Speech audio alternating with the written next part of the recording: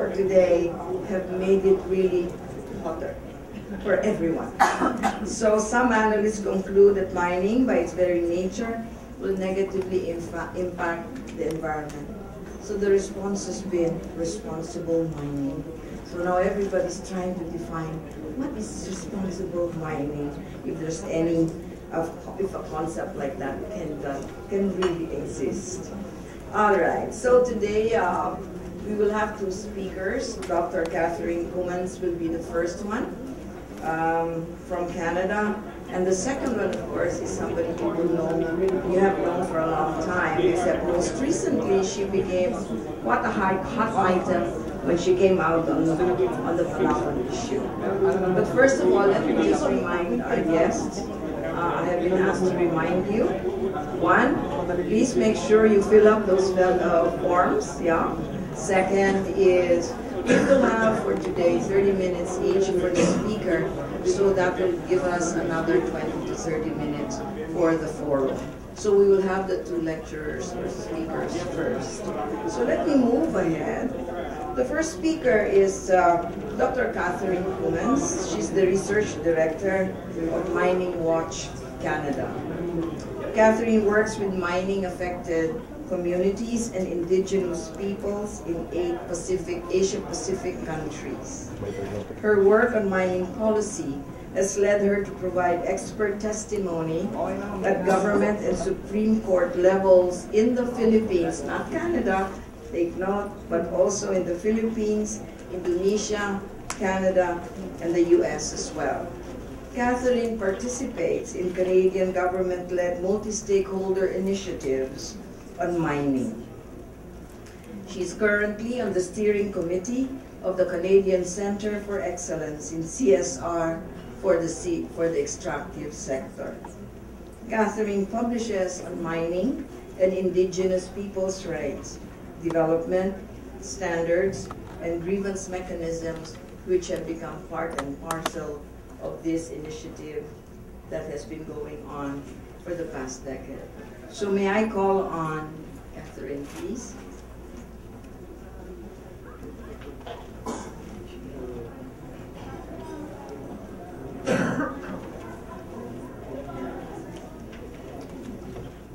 So I actually don't think I'm going to speak for half an hour. I think most of you have probably heard enough from me now over the last couple of days. This is my third presentation. And I really would like to leave more time for some dialogue afterwards and question and answer, and then possibly for Gina to take a little extra time. So the description, if you look at the title of this panel, it's called Working Together, but with the description of the panel, poses a couple of questions, and it's those questions that I want to look at in my presentation. So one of the questions is, how can mining act responsibly and profitably? And then the other question is, how will the costs be shared among the different parties? And I found that second question particularly provocative. So I'm going to probably spend more time on the second question than on the first. With regard to the first part of this question, how can mining act responsibly? I'm just going to very briefly respond by saying that there are now a very large number of voluntary codes of conduct, norms, and standards that have relevance for mining. And anyone who wants to find these can do so relatively easily. There's the International Finance Corporation's performance standards, there's the OECD guidelines for multinational corporations, which have just been updated and are now stronger in human rights, I'm happy to say. There's the United Nations Protect, Respect, and Remedy Framework and Guiding Principles, which provide some broad guidance, which is also relevant for mining. There's the Voluntary Principles on Security and Human Rights, which specifically provides guidance on the very controversial issue of security guards and paramilitaries around mine sites and how they should behave. I think in the Philippines this issue is really heating up now. And there's things like the Cyanide Management Code and others that are very specific to handling, how tailings dams should be built, how tailings impoundments should be lined, and this sort of thing.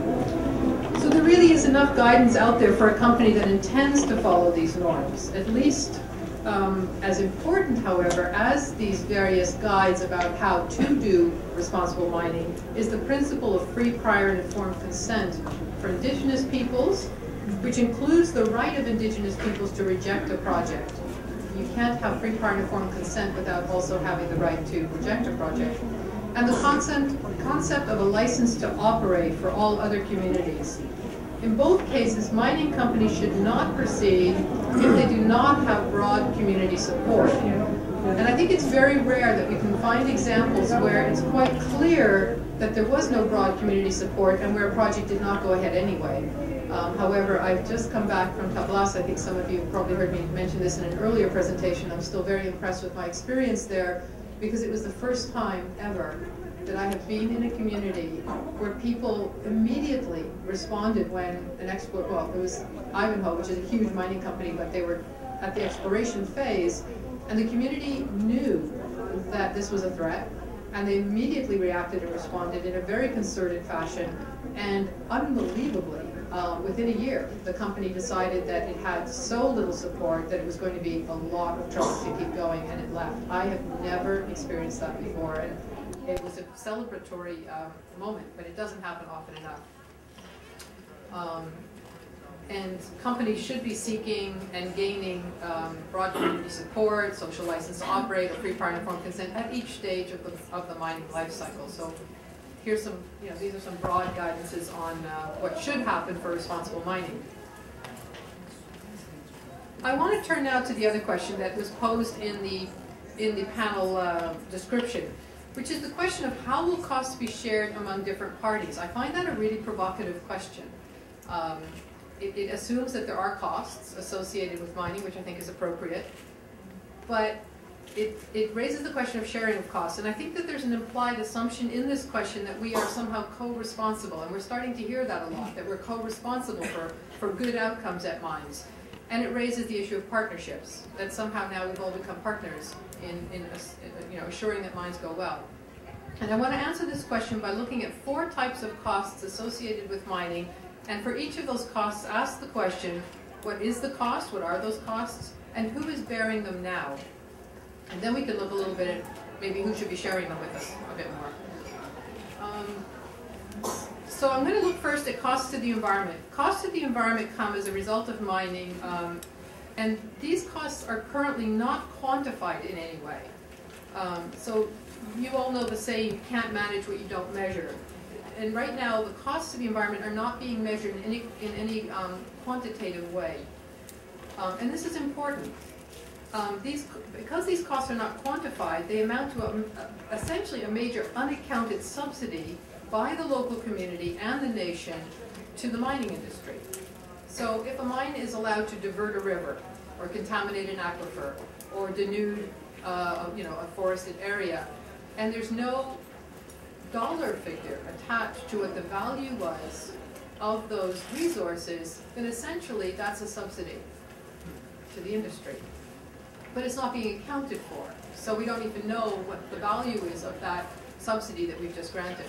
These environmental costs could and should be measured using either natural capital or ecological goods and services accounting mechanisms, which do exist and they're out there.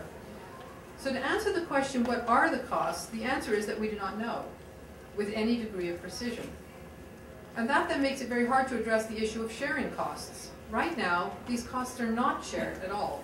They are entirely borne by the environment and by the local community. So if we wanted to talk about sharing that cost with the industry, we'd first have to know what it is that the value, the actual dollar value is of the resources that are being used. So moving to development costs, it's my contention that mining creates a development deficit locally.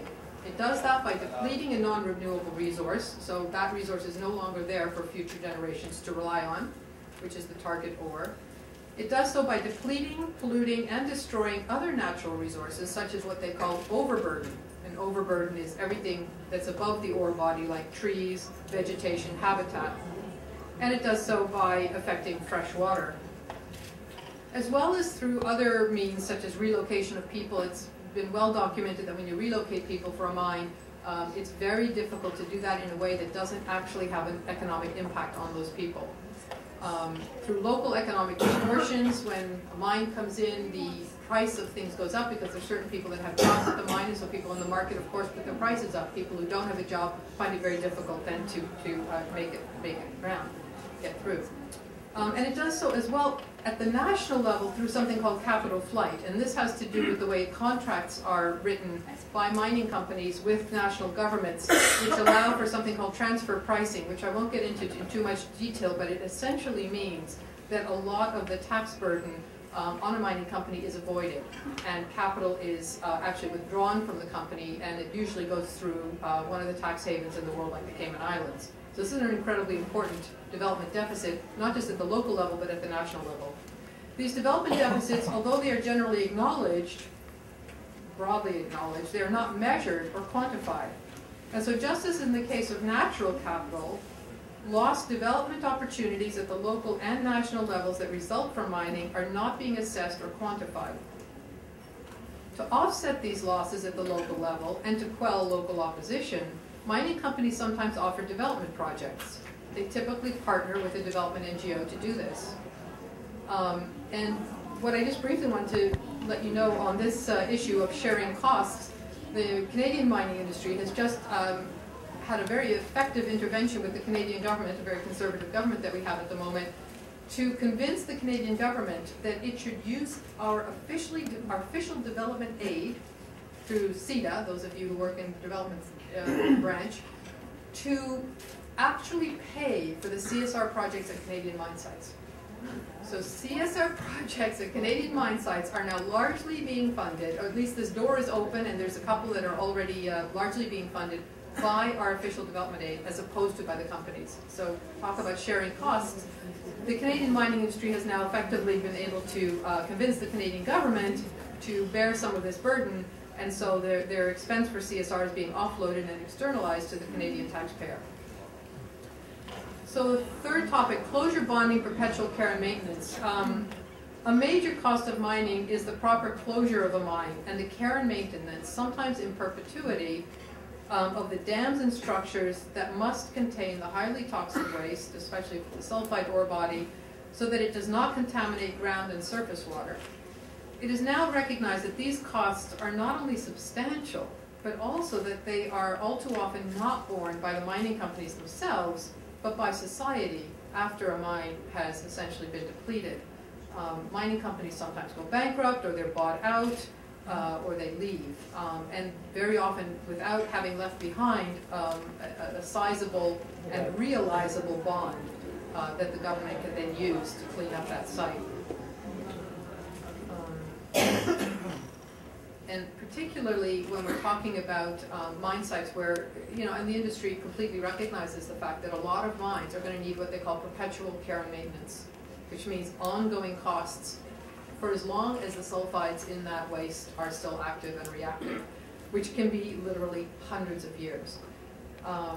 So this means that communities and countries that host mines are too often taking on a substantial uncovered liability.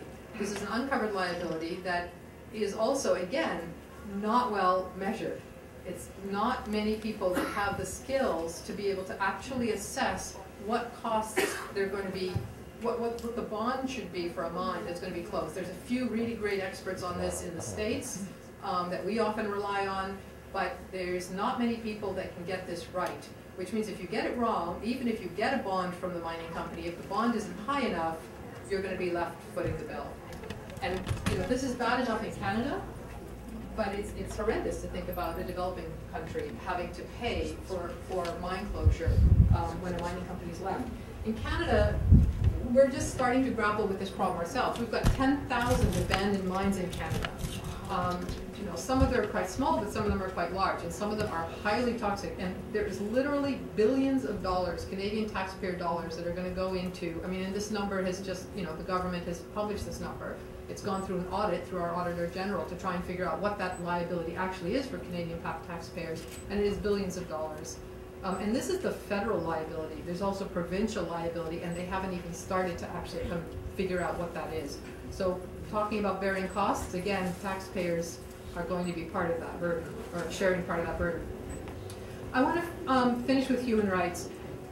There are also substantial human rights costs associated with mining, and for those of you who've been following John Ruggie, you'll know that the extractive sector took up a lot of his time.